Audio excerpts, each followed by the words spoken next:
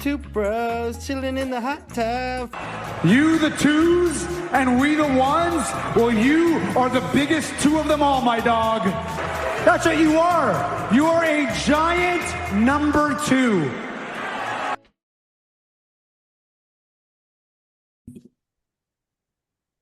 Yo, what's up, guys? Welcome to a brand new episode of the Two Bros Podcast. As always, I am Bryce, and I am joined by... I'm Matt, and I can't think of anything weird to say about my picks this week. I don't know why. Well, Did I send you my picks? yeah, you did. You did. But let's get right into this because we have a lot of injuries / suspensions / roster moves to talk about. First one is the often injured now, JJ McCarthy, is once again injured. He's in concussion protocol after his loss to Green Bay. What does this mean for Minnesota? You know, I'm realizing that not every injury means something for the team they're part of. And honestly, I just don't see this affecting Minnesota at all. They haven't been great this year. So I really feel like JJ, probably they can shut him down. Their season's not going anywhere. I just want to say, I think I called Minnesota being last in the NFC North this year. I think I said Chicago. Yeah, you did. Dylan Gabriel clears concussion protocol. However, Shedeur Sanders is going to remain the starter. You know, and I just want to say something first. The whole mantra of not losing your job to injuries after this year with Kyler and Jacoby Brissett, it's kind of dead. Like in the NFL, historically, players have never lost their jobs due to injury. Except for Drew Bledsoe. Drew Bledsoe almost died, though. That's a difference. Yeah, and Brady, yeah, that's fair. That's fair. But historically, there are exceptions, but it doesn't happen where guys lose their jobs due to injury. But because I think Kevin Stefanski wanted to keep his job for at least another week, he's going to start Shedeur Sanders this week, and the second he starts to struggle, he's pulled, and Kevin Stefanski's not playing him again. Yeah, you know, I think we were texting about it. You don't think he played that well? I don't think he played well enough. I don't think he played like a superstar, but he definitely did things that Gabriel and Flacco weren't doing for them. He gave them genuine, like, he gave them, he was the only person who's wanted to throw a 50-50 ball. Dylan Gabriel was too obsessed with the check down and a mid-level pass. Joe Flacco wasn't throwing 50-50 balls. He was throwing interceptions. They weren't even close to 50-50s. So, yes, Shedeur had some bad plays, but I think he did enough to remain the starter, in my opinion. Gabriel really never flashed any real potential. I just think Gabriel always looked like a guy who had a complete ceiling, and we saw his ceiling, versus where Shedeur really has a higher ceiling. So I think, yeah, you're right. Stefanski probably wants him out of the game. Honestly, I would not be surprised if Stefanski does every single thing he can to game plan an awful game for Shedeur. But Shedeur had an awful game plan for him last week and showed up. He played well. Those offensive linemen were not blocking for him at all. He was running for his life, and he played pretty well. And I just want to say that while I don't think he played well enough to solidify his job as a starter, the permanent starter, I do think that this is my hot take that I wanted to tell you before. I do think that the Browns with Shedeur Sanders have found their franchise quarterback. I think they have because you see him start right away where he gets a win. And it took Dylan Gabriel, 3 games to get his first win? I think it took Joe Flacco 4 to get his first win. Or 3. Either way, Shedeur did it in game 1. So granted, it was against the Raiders. It was probably the worst team they've beat all year. But still, maybe Miami. But still, in my opinion, he wins in game 1. And that, I think, had they have lost, Dylan Gabriel would be starting on Sunday. In my opinion, a tell of at least a decent quarterback is being able to beat a bad team. And that's something we've seen Dylan Gabriel struggle with this year. So I don't think that Dylan Gabriel is a bad quarterback. I don't think that Shedeur Sanders is a good quarterback right now. But we're seeing at least Shedeur Sanders got the job done against a bad team. A good quarterback should at least be able to do that. So I'm excited to see what he does. Dylan Gabriel blew out Miami. He did. He blew out Miami. Next one we're going to talk about, well, we're going to lump these two together. because it involves the same team. The first one is T. Higgins has already been out. He's already been confirmed to be out on Thursday against the Ravens due to a concussion. Jamar Chase is back from suspension, and Joe Burrow is rumored to return versus Baltimore. First, I'm going to preface this. Is the T. Higgins loss as big of a deal as Jamar Chase being out last week? No, there is no receiver in the NFL as big as Jamar Chase, maybe Justin Jefferson. I still think Jamar Chase is better, but no. I mean, and I also hate saying this. Joe Burrow being back is awesome. This is a Ravens team who's probably going to put up 40. This is a Ravens team whose offense has looked mighty weak. So coming up against arguably the worst defense in the NFL, Lamar's going to have a bounce back game. Derrick Henry's going to have a bounce back game. Zay Flowers is probably going to go off. Mark Andrews, Isaiah Likely. I feel bad for Joe Burrow because he talked about, he talked like in an interview talking about, oh, Thanksgiving Day, you watch Matt Stafford put up 300-400 yards and lose. The same thing's going to happen to him most likely. He's going to ball out. Jamar Chase is going to have an elite game, but this is Baltimore's game to win. Yep. Unfortunately, that's the next question I was going to ask. Should Joe Burrow play another snap this season? Because right now they are 3-8, and their playoff hopes are slim. And they're more slim than my hairline on the daily basis. So here's my thing. If you look at the wildcard teams, realistically, at least 2 of them are going to go 10-7. You have 8 losses already. Winning out puts you at 9-8, and you still have to play the Steelers one more time. You have played the Ravens. Oh, no, they already played the Steelers twice. Just kidding. They did. Yeah, they already played the Steelers twice. They split that series, though. It just doesn't feel realistic. In my opinion, if they lose this game, their season is officially over. I think that the season is officially over as is, but I just don't see any chance of them actually coming back. So shut Joe Burrow down. Let the guy sit. My fantasy team is going to be upset because I have Burrow on my bench. But, hey, I don't care about fantasy enough as someone's health. Yeah.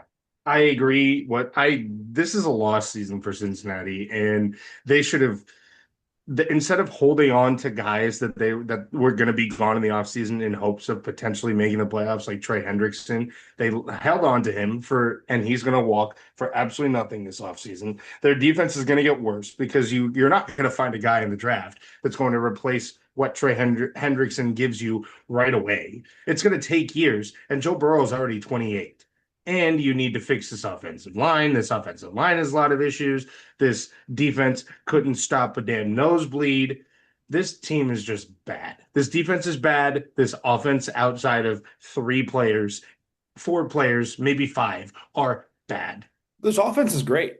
And that's what sucks. Yeah. You have arguably a top 5 offense in the league when everyone's healthy. Yeah. But the defense is historically bad. They're not even when they're healthy. Even when they're healthy. They're not just bad in today's NFL. They're historically bad. Yeah. And I'm sorry, I do not understand I don't believe Zach Taylor survives this season. He shouldn't. He shouldn't at all. After last season, he shouldn't have. He shouldn't have stayed.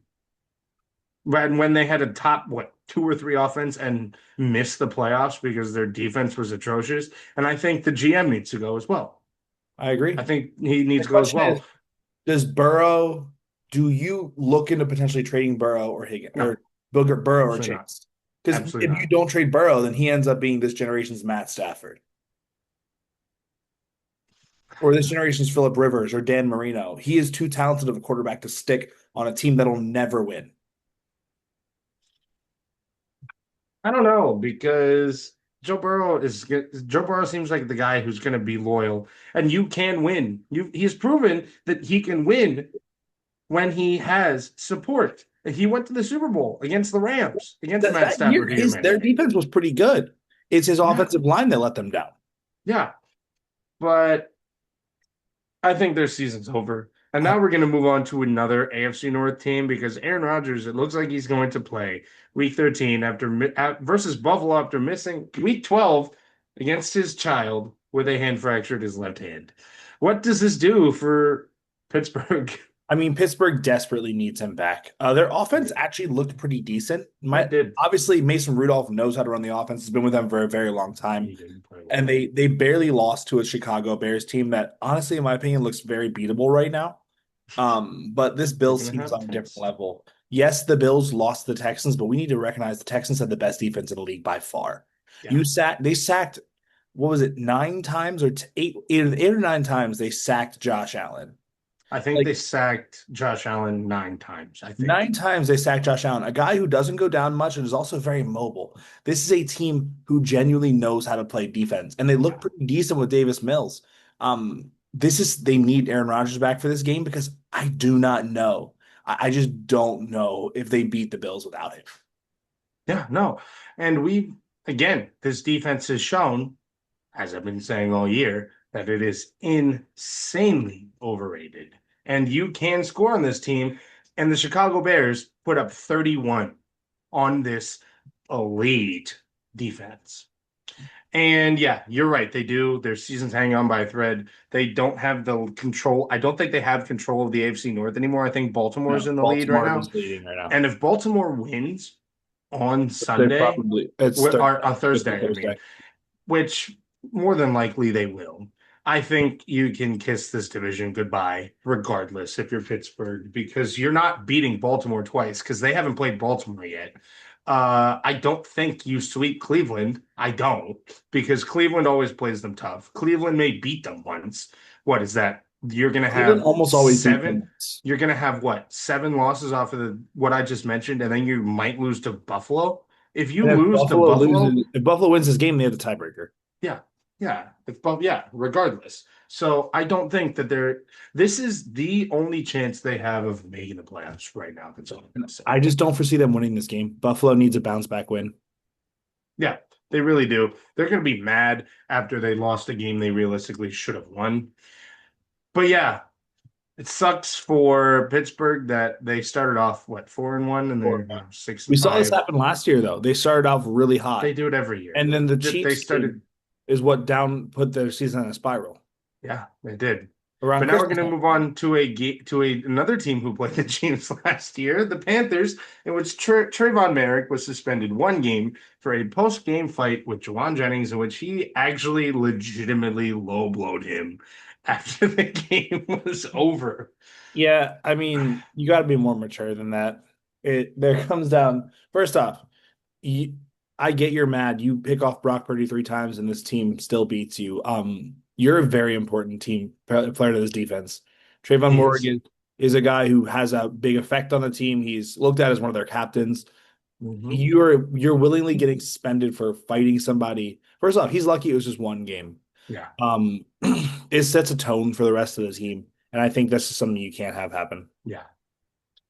And it sucks because this just goes to show why people don't take the Panthers and the Colts seriously, because they have this momentum and then all of a sudden the Colts blow a 20-9 lead in the 4th quarter. And then the Panthers pick off Brock Purdy 3 times and they can only manage 9 points. Granted, that throw was absolutely beautiful to Tetairoa McMillan, and there was a no called pass interference on Tetairoa McMillan that Bryce Young got picked off on. So had that not have happened, and it would have been a touchdown. It would have been 20-16, and they would have had momentum, and who knows what would have happened at that point. Yeah, but either way, the Panthers needed to play better. They needed to execute, and this is why people don't take the Panthers and the Colts seriously, because when they are put in the biggest stages possible right now, they can't do anything. No, I mean, I have to agree with you. I will say we might want to skip some of these because I don't know we have the full amount of time. So how about we hop into George Pickens, because this might be the most important one we have left on this list. Pickens, second most, but the one below it is also very important as well. George Pickens' Week 13 status is in question after dealing with some knee and calf injuries. Bryce, what do you think this does against a surging Chiefs team we're talking about? Any reason, any excuse, anything bad that can happen to other teams when the Chiefs are playing them, those things are just magically going to happen. Oh, you mean to tell me George Pickens magically gets hurt the game before they face the Chiefs? The game before they face the Chiefs, meaning he's probably not going to play because it's a short week. Here you go, Chiefs. Get another lucky win. I actually disagree with you. They understand how important this game is for their record, and they understand that they need this game to possibly win the playoffs. I think Pickens plays. I saw the play he went down on. I didn't watch much of the game, but I did see the highlights, and I saw it looked like he should be fine. But yeah, if he doesn't Oh, play, I do, because also Isaiah Pacheco's back for this game for the Chiefs. If he doesn't play, I don't know how the Cowboys have the offense to beat the Chiefs. I mean, there's still CD Lamb. So CeeDee Lamb, but honestly, in my opinion, Pickens has been better this year. And that's not an attack of um, CeeDee Lamb. It's been 1A, 1B, but yeah. Pickens is the second leading receiver when it comes to yards in the NFL. Okay, now this is probably the most important injury on this because Baker Mayfield is dealing with a low-grade AC joint sprain in his non-throwing shoulder. He's questionable for week 13. He So may not play on Sunday we saw this his last season, his last full season with in Cleveland. Cleveland. We saw how he really struggled once his AC had the AC joint injury. And it's the same one again. First off, having the same Well, this injury is his happen- non-throwing shoulder. it was that season was his non-throwing shoulder as well. Oh, yeah. So having the same issue, and we saw how he played, you kind of have to wonder if you kind of hedge your bets on Teddy Bridgewater getting you through the next 2 or 3 games. Look, your only competition right now is Carolina, who's kind of struggling, who struggled this And last they've game. played Carolina twice. So and also like let's be honest here, Carolina has a bit of a tough matchup this week. So I don't know if you risk Baker Mayfield getting hurt any worse. The Panthers play the Rams. That's pretty much a guaranteed loss. I think you can trust in Teddy Bridgewater to get you through this game.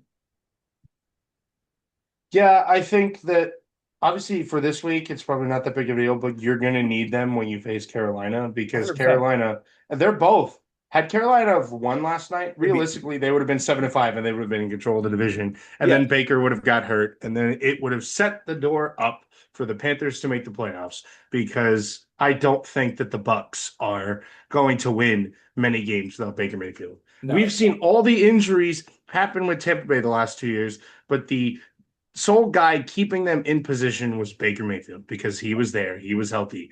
And if he's not healthy, they're screwed. I mean, we saw how he willed them to many wins without Emeka Egbuka, Chris Godwin, and Mike Evans.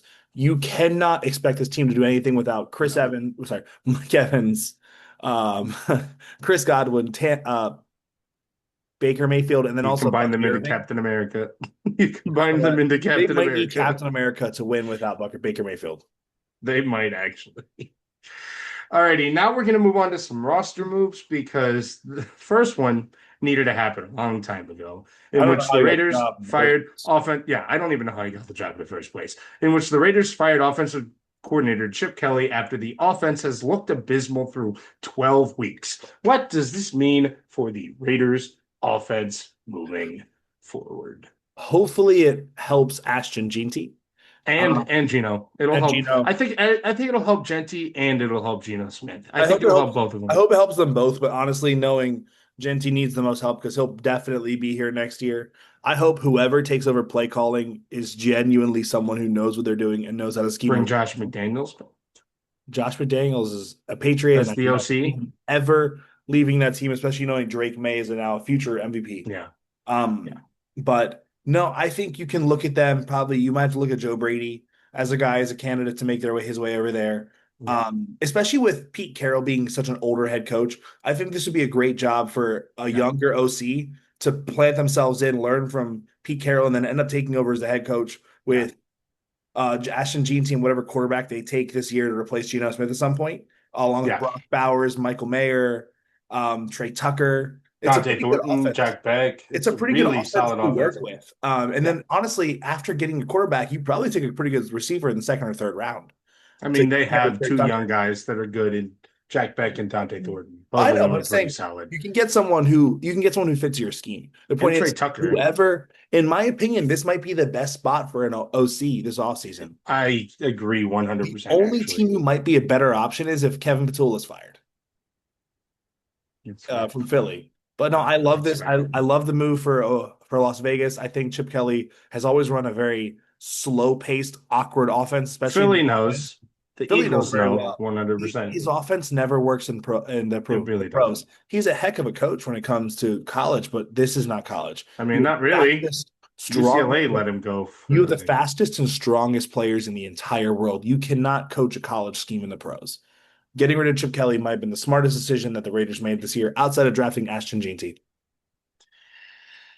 Okay, next we're gonna go to another coordinator getting another coaching change with the Giants because the Giants fired defensive coordinator Shane Bowen after he has blown 3 straight fourth quarter leads.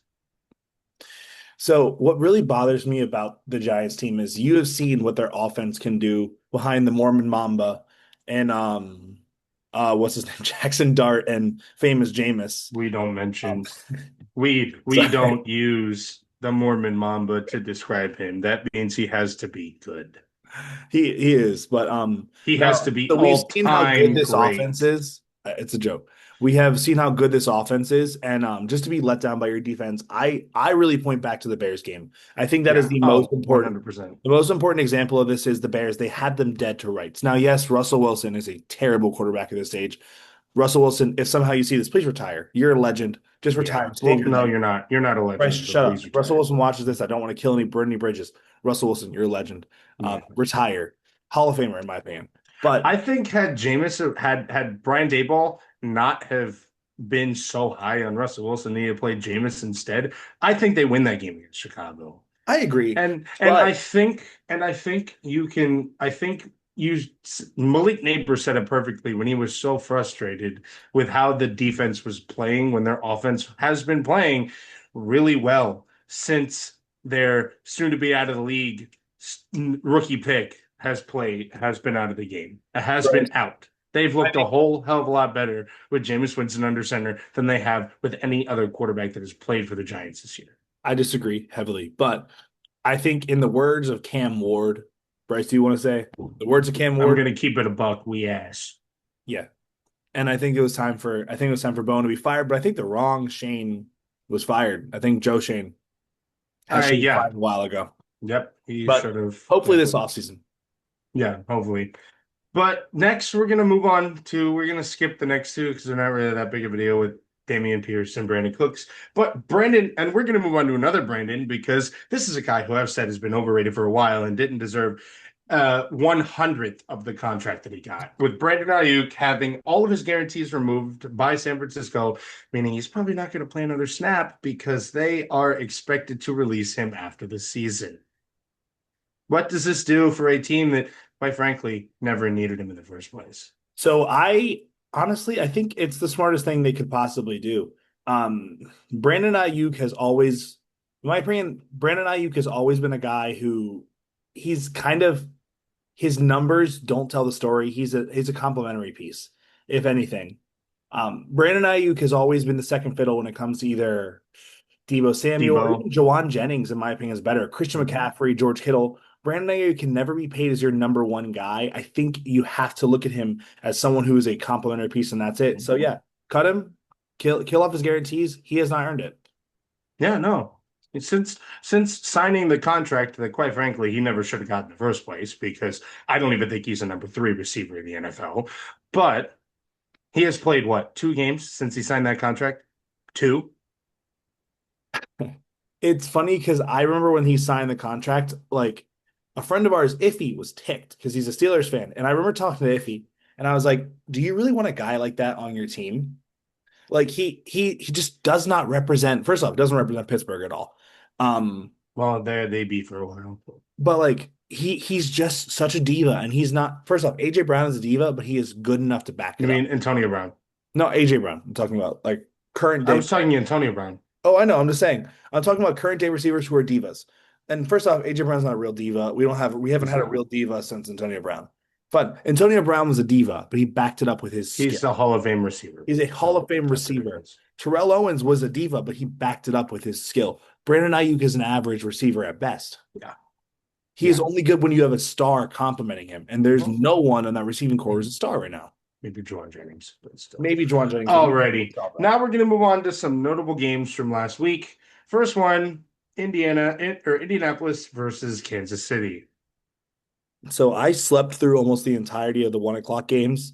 I did see the Indy when I started falling asleep. Indy was up. When I woke up, it was going into overtime. Bryce, what happened with your Colts here? They were up 20-9 going into the fourth quarter. And you mean to tell me that you can't score a single point and let Kansas City score 14 straight on you. I saw something saying that from the fourth quarter and OT, they had a total of 18 yards. Let that sink in. From the fourth quarter to OT, Kansas City had 300. I'm sorry. I know you were pretty upset in the group chat. You believe there was some kind of interference in this game. I don't. The Colts let themselves down. Jonathan Taylor did not play a good game at all. This Colts team, there's a reason why people are questioning them. If you cannot kill off the Chiefs, who didn't play well, Mahomes wasn't playing out of his mind. All you had to do was get a few first downs. This is what frustrated me is I woke up in time to see them playing back the highlights, and I realized they had stopped the Chiefs. They got the ball back. All they had to do was get a few first downs, and the game was over, and they got a 3 and out. First off, why are you slinging the ball on 3rd and 5? You have Jonathan Taylor. Yes, he's struggling, but you put the ball in his hands and give him a chance. Yeah. Guys, this is the face of a Colts fan who's just used to it. I don't know why I expected anything less. But our next game is Seattle versus Tennessee. Bryce, what surprised you about this game? Cam Ward looked incredible. He did. They were down big, and Cam Ward led them to a comeback in which they almost beat Seattle. And we are seeing why Cam Ward was the number 1 pick in the draft. And we are going to see why he will be the future of the Titans for years to come. Because he played his best game as a pro. He did. 100%. He had a great. The stats might not back it up, but if you look at the plays he made, he looked outstanding. Him and Chimere DK have a great connection. I love this. Both of them are rookies. Yeah. It's why they were so willing to let Treylon Burks walk. They're 1, 2, and 3 this week. We're all rookies. And he's the reason why they're so willing to let Treylon Burks walk. When a guy comes in who fits your scheme like that, it's really hard to root against him. So I like what Tennessee has. Of course, probably get the first overall pick, but get it, trade it for some assets, or use it for an offensive lineman. Defensive player, shore up this defense for years. Get yourself something. I think you build the offense first around Cam Ward, and then you focus on their defense is solid. Good. Actually, if you're Tennessee, you kind of hope to get the first overall pick because you can get a haul. In my opinion, there's no one who's a star in this draft. There's no number 1 guarantee you need this guy like there was last year. Maybe it was like 2 or 3 years ago. But no matter what, you're gonna get a good draft, a good haul for the first overall pick because there's QB needy teams out there. Yeah, I agree 100%. But I don't think we need to talk about Detroit versus the Giants. I don't think we need to. Now, so let's move on to Shedeur Sanders' first start in which they beat the Las Vegas Raiders. Shedeur Sanders, that touchdown pass was really nice. He's also the first Browns quarterback since 1995 to win his first career start. No, it hasn't happened in 30 years. Baker Mayfield couldn't do it. Yeah. Deshaun Watson couldn't do it. And those Johnny Manziel couldn't do it. Johnny Manziel couldn't do it. No, Shedeur Sanders did, and I think that's the only reason why Shedeur Sanders is starting on Sunday. So, are they saying the first rookie to do it, or first? Yeah, the first rookie quarterback. Because didn't Joe Flacco win his first game ever with the Browns? Or are they saying first rookie quarterback? No, he didn't. Really? First rookie? No, first quarterback in general. Wow. I don't know. He's the first Browns rookie since 1995. Okay. That makes sense. But I think he's also the first Browns rookie quarterback to have a 50-plus yard pass also. Yeah. So, since Baker Mayfield. You're right, since Baker Mayfield. But regardless, Shedeur Sanders won, and that's all that matters. That's why he's starting. And Vegas played anemic. Because Chip Kelly needed to go a long time ago, and he did. So maybe now they can start over and build for the future, and maybe see what they can get for Geno Smith the rest of the way to see if he can be their quarterback next year if they need to move on. Alrighty. Next, we're going to move to Philadelphia versus Dallas. What are your key takeaways? I know you did a TikTok, but what are your key takeaways from this? In my opinion, there's three major takeaways for this. First off, they did it They did it for their fallen teammate. 100%. This was 100. Is it Marshawn Nealand who was Marshawn Nealand, yeah. They won this game from Marshawn Nealand. I was actually on the phone with a friend of mine, Morgan, who's an Eagles fan. She said, I hate the Eagles lost, but they did this for him. And I agree. This was 100% a game that they played for Marshawn Nealand. And first off, rest in peace. Mental health is something you need to take care of. And it's something, seriously, if you have any issues, please call somebody. Yeah. Your life is too important. So you need to speak and reach out. But Philly, their offense just keeps falling apart. Jalen Hurts had an amazing game. Let's look at it. Their receiving core. Jalen Hurts, Devontae Smith, and AJ Brown all played incredible. You know who did not? Yes, Saquon. The offensive player of the year, the reigning offensive player of the year, played horrible. I think we should talk more about their defense. Their defense, who is supposedly one of the best in the leagues, let 24 unanswered points go. First off, Dak Prescott's a great quarterback. This needs to shut them up, realize he's a top 10 quarterback in the league. Look at this guy. But it's not. This year's Joe Burrow. He is. This offense is scary, like genuinely scary. And we were wrong. We were wrong to hate on the Brian Schottenheimer pickup. Like we were actually wrong on hating on this coaching hire. I'm gonna say I think I called them to do better than most people expected. You did. I think I did.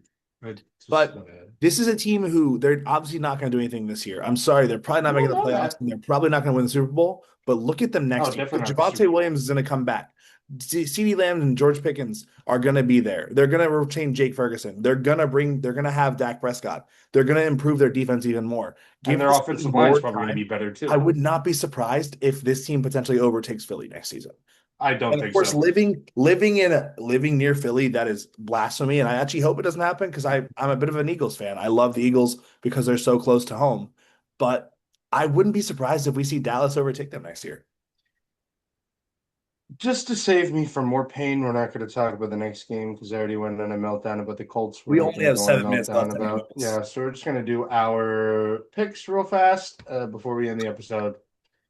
So I'm going to go to my Week 13 games. But first, we got to do our records from last week.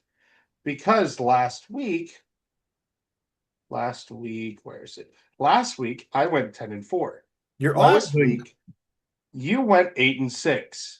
Meaning, my record for the year is 123-60-1. Your record on the year is 94-81-1. Whatever. Yeah, I can guarantee I'm not going to come back from that, but at least I'm still above 500. So you're well over 500 now.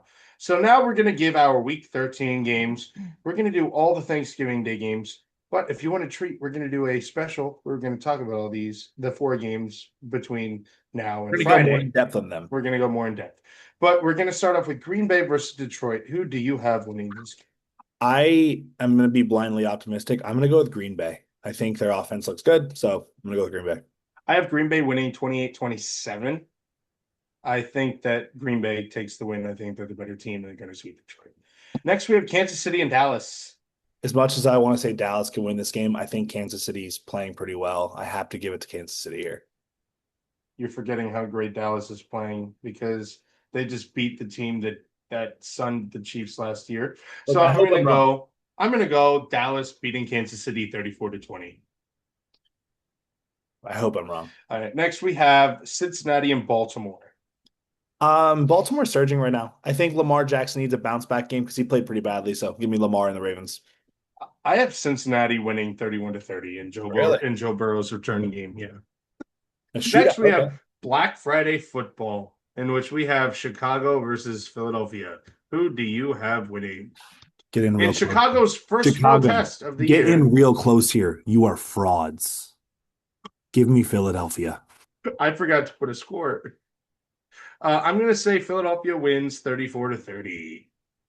You're a fraud, Caleb Williams. You're a fraud, Kyle Benungai. I don't think they're frauds. You're going down. Next, we're going to have the early Sunday games. We're going to have the Rams versus the Panthers. I have to go with the Rams here. It's hard to pick against them. Best team in the league by far. He's sipping the Kool-Aid. Give me Carolina to win. Yo, they just lost to a team. They just lost to a team that the Rams beat. What are you talking about? 13-10. We're going defensive. Okay. Alrighty. Next, we have Arizona and Tampa Bay. This is a game I spoke briefly on earlier. This is a pretty easy, in my opinion, pretty easy game for Tampa Bay. I kind of almost think this, if there's any game you're going to sit Baker Mayfield, let it be this one. So I'm going to give it to Tampa Bay. Oh my gosh, are we disagreeing again? You're going with Give me Arizona 31-24. All right, chill out. Next, we have Atlanta versus the New York Jets. I have the Falcons. As much as I'm having a hard time picking them right now for pretty much anything, I have to go with the Falcons. Dear God, Bryce. Give me the New York Jets 24-20. One of us is gonna have a really bad week, and one of us is gonna have a really good week. Bryce, if you're picking all this, you do a parlay, you could win $1 million. I'm just saying this now. You're picking all the underdogs here. All right, next we have New Orleans and Miami. I might whip one up just banking off and put $1 down and see what your picks could win me. You said who is it? New Orleans and Miami. I'm gonna take the Dolphins. They've beaten worse. They've beaten better teams than the Saints. Give me the. I swear he's going for it again. Give me New Orleans to win 23-19. 23-19. Bryce, you're driving me crazy. Alrighty, next we have Indianapolis versus Houston. I have to go with Indianapolis here. As much as I'm struggling to actually pick them to win this game, I'm going Indy.